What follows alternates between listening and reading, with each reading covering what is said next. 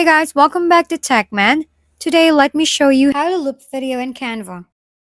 How to loop your video in Canva is actually easier than it looks, even though the option feels like it's been hidden somewhere in a digital escape room. First, open your Canva project and click on the specific video clip you want to loop, whether it's a meme, a presentation segment, or something you just want to replay forever. Once selected, head over to the Edit section in the toolbar and scroll down through the settings until you find the playback option, which is not as obvious as it used to be. Inside playback, you'll see an option called Play on Repeat.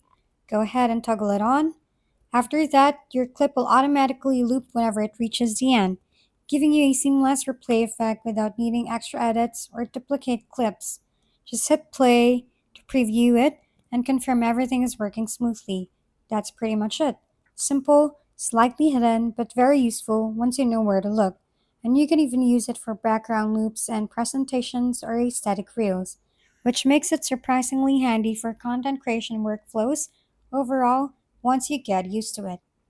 If we've been helpful, kindly give us a thumbs up and don't forget to hit the subscribe and bell button for more contents. For any questions and suggestions, comment down below.